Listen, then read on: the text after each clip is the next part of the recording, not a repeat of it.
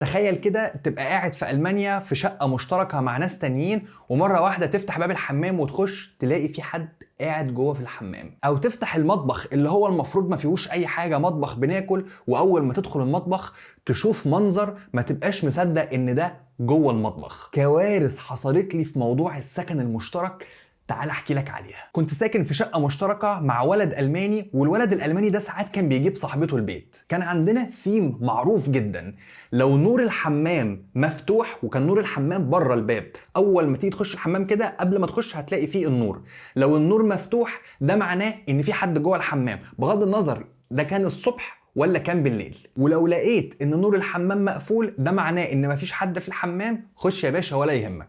والاكتر من كده زيادة في الامان ان في مفتاح موجود من جوه بتقفل بيه اول ما بتخش الحمام. فالطبيعي ان انا لما باجي بخش الحمام بقوم فاتح النور واقوم قافل الباب من جوه. حصلت كذا مرة ان حد يحاول ان هو يفتح الباب وانا جوه الحمام لكن انا قافل بالمفتاح، فاقول له انا جوه فيسكت ويمشي. وفي يوم من الايام صحيت الصبح بدري محتاج اروح الجامعة الساعة 8 الصبح، ومتأخر ومستعجل ولازم انزل.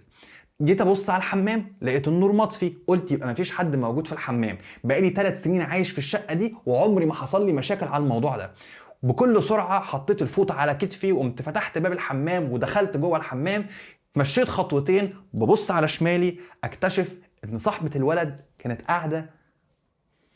منظر غريب ومريب وعجيب، بصت لها بصت لي بصت لها بصت لي، وفي الاخر قلت لها انا اسف وقمت خرجت وقمت قفلت الباب ورايا. المنظر عجيب وغريب ومقرف وكل حاجه، لكن للاسف ده واحد من عيوب الشقق المشتركه.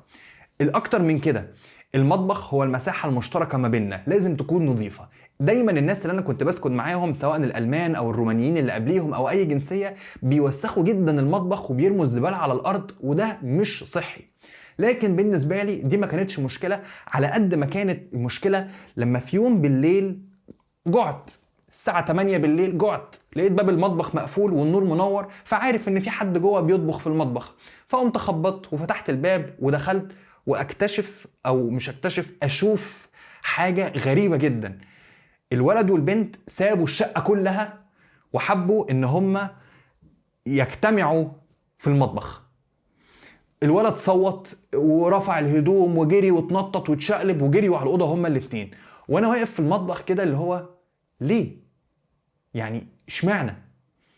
زنقت؟ طبعا نزلت اتكلمت مع صاحب البيت وقلت له حصل كذا كذا كذا، وانا ما يعني حاجه زي كده ما ينفعش تحصل ابدا، ودي شقه محترمه و وطبعا هو اتكلم معاهم وحاجه زي كده ما اتكررتش تاني. طب سيبك من كل ده، سيبك من قله الادب، ليه انا واحد افتح باب الاوضه بتاعتي اخرج الاقي كلب قد الجاموسه يجري عليا وينط عليا؟ ما عندناش حيوانات في البيت، لكن صدفة ان الولد كان في اللحظة دي كان جايب الكلب بتاع صاحبته ويقعد معاهم في البيت من غير ما حد يقول لي، من غير ما انا ابقى عارف، علما بيه ان اصطحاب الحيوانات داخل البيت ممنوع. ويهجم عليا الكلب في لحظة احس ان قلبي هيقف فيها. مش ان انا خايف من الكلب على قد ما انا مخضوض من ان في حاجه حصلت انا مش فاهمها، انا مش مجمع هو ايه، ما هذا الكائن الضخم اللي لونه اسود في اسود وشكله غريب اللي بيهجم عليا وانا مش فاهم هو ايه ده. طب الاكتر من كده ان انا بقى رحت فتره كده قلت انا عايز اهتم بصحتي وابدا بقى اشرب 2 لتر ميه في اليوم واروح الجيم بقى وايه يعني كده ظبط الدنيا. رحت الجيم وانا راجع في الطريق في عز الشتاء شربت ميه كتير واتزنقت جدا في الحمام، قلت انا اول ما اطلع هخش الحمام على طول. اول ما طلعت لقيت ان الباب بتاع الحمام مقفول والنور منور، فعرفت ان في حد جوه، فقلت استنى شويه ومسكت نفسي ربع ساعه مفيش حد خرج، فخبطت على الباب اسمع صوت الولد والبنت عمالين فانا اللي هو مش هينفع. خبطت تاني بعديها ب5 دقايق مفيش، خبطت بعديها تاني ب5 دقايق مفيش، فقمت وقفت على الباب بقى وقعدت اخبط لحد ما الولد ربط فوطه كده وقام فتح الباب وطلع، واكتشف ان هم مالين البانيو. والولد يعني بغض النظر عن الصورة التفصيلية، المهم ان هم كان بقالهم ساعة في الحمام من قبل ما ناجي عشان بيقضوا اوقات سعيدة وانا اتزنق. الشقة المشتركة كانت من اسوأ التجارب اللي انا عديت بيها هنا في المانيا، هقولك ابعد عنها وروح لسكن الطلاب او ابعد عنها واجر استوديو، لكن الشقة المشتركة كخبرة شقة مشتركة هي سيئة جدا، متعبة جدا، كنظافة مش كويسة، كصحة مش كويسة، كصحة نفسية مش كويسة. تجربتي مع الشقة المشتركة كانت تجربة سيئة جدا. عشان كده هقول لك ابعد الله يكرمك عن الشقق المشتركه وحاول تلاقي اي حل تاني رخيص. وكالعاده ادعي لي.